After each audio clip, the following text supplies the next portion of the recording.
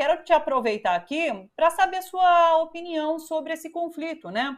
O que está por vir? Se você acredita que há possibilidade de, a partir de uma mesa de negociação, esse conflito se resolver? A Rússia parece que está colocando algumas condições, já não fala em tomar totalmente a Ucrânia. Enfim, como que você está vendo a possível resolução desse conflito? Olha, eu creio que a Rússia optou pelo ataque militar à Ucrânia para forçar uma negociação direta com Kiev, que pela via diplomática estava bloqueada pelos Estados Unidos e pela OTAN. E o Putin resolveu atacar o elo mais frágil da cadeia. Ao invés de pressionar a OTAN e os Estados Unidos para que fizessem, que empurrassem a Ucrânia para um acordo nos termos russos, o que a Rússia fez foi colocar Kiev e Zelensky sob a máxima pressão, o que quer dizer o recurso à força militar. A Rússia quer levar a Ucrânia e Zelensky à mesa de negociações, e eles já estão na mesa de negociações. Nós estamos indo para a quarta rodada de negociações e há exigências que a Rússia coloca para que imediatamente, não apenas imediatamente pare a guerra, como a Rússia sairia do território ucraniano. As exigências russas são basicamente as mesmas que eles apresentaram antes do ataque militar. Uma mudança na Constituição ucraniana proibindo a Ucrânia de aderir à OTAN, a Organização do Tratado do Atlântico Norte, proibindo a Ucrânia de aderir à União Europeia, e a Ucrânia reconhece a posse russa sobre a Crimeia, o retorno da Crimeia à posse russa, porque a Crimeia era russa até 1954, é onde está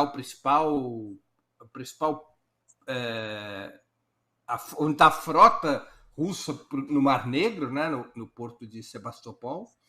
É estratégico para a defesa russa, a Crimeia, e tem maioria russa. Lá houve um referendo que a Ucrânia não reconheceu, mas que por maioria dos votos se decidiu o retorno à Rússia, e vai querer que a Ucrânia, nas exigências que foram apresentadas ontem, quer que a Ucrânia reconheça como estados independentes as repúblicas de Donetsk e de Lugansk, que ficam no Donbas. Eu acho que esse último item é o bode na sala. Acho que a Rússia acabaria por aceitar o retorno aos acordos de Minsk, que era a reivindicação anterior que os russos faziam, né?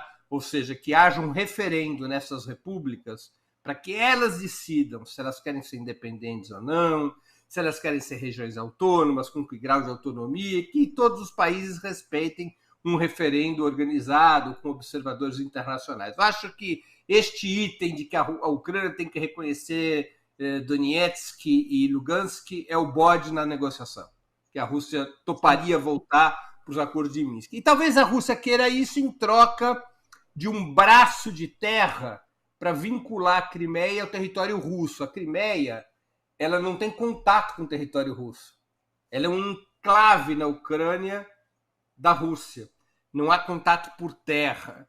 Do ponto de vista da defesa russa, isso é estratégico. E pode ser que ela aceite voltar aos acordos de Minsk em troca de um braço de terra. Então, os itens já estão sobre a mesa. A Ucrânia hoje, e o noticiário ocidental, ele some com isso, ele dá pouca importância, porque a narrativa dominante é de que a Rússia está quebrando os dentes, né?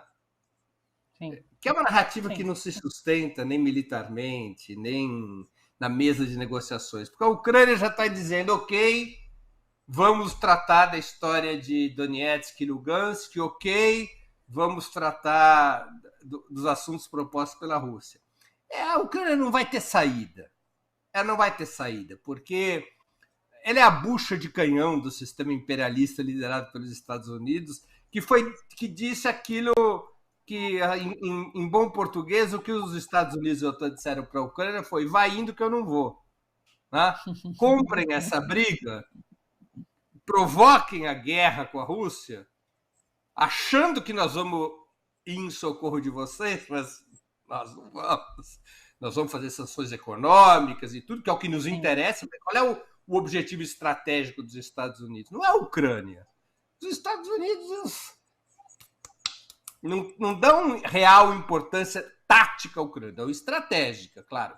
Querem ter a Ucrânia como plataforma militar, na OTAN, contra a Rússia, tudo bem. Mas, taticamente, o que os Estados Unidos queriam era um pretexto para a guerra econômica contra a Rússia, para quebrar economicamente a Rússia e, de preferência, afetar a economia chinesa. É isso que os Estados Unidos querem para paralisar o desenvolvimento chinês e paralisar a Rússia, que é o principal aliado da China. Então, os Estados Unidos utilizaram a Ucrânia para provocar uma guerra, deixaram o Putin sem saída. Qual era a saída do Putin? Ou ele capitulava e aceitava que a Ucrânia se incorporasse à União Europeia, se incorporasse à OTAN, que as repúblicas separatistas de maioria russa no Donbas, Donetsk e Lugansk, continuassem a ser atacadas pela Ucrânia, fossem inclusive reincorporadas à força pela Ucrânia. Ou o Putin aceitava isso, ou o Putin fazia um movimento de força, um movimento de guerra, para dizer, aqui não tem brincadeira. E o Putin ataca a Ucrânia. Mas os Estados Unidos fez um movimento de provocação da guerra. Interessava aos Estados Unidos a guerra para justificar as sanções.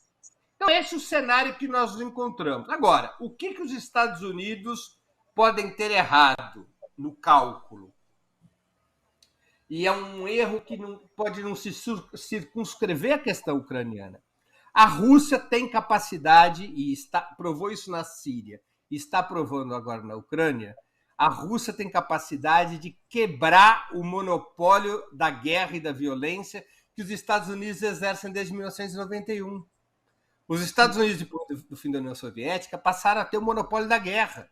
Os Estados Unidos puderam intervir, a lista é interminável, né, Thalita? Puderam intervir na Iugoslávia, no Iraque, na Líbia, na Síria.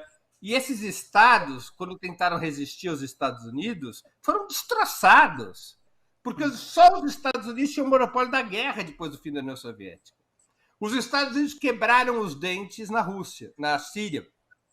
E agora quebram os dentes porque a Rússia diz na Europa que aqui não. Nós temos força militar para enfrentar vocês e vamos fazê-lo. Então, a quebra do monopólio da guerra é algo que os Estados Unidos me parecem que ainda não conseguem.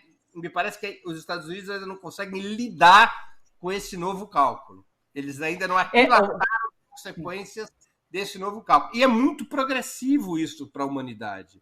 É muito positivo que se quebre o monopólio da guerra dos Estados Unidos. Quebrou-se talvez o monopólio da guerra, mas o monopólio da informação aqui no Ocidente ainda continua sendo dos Estados Unidos, né? Mas sobre isso a gente conversa outro dia.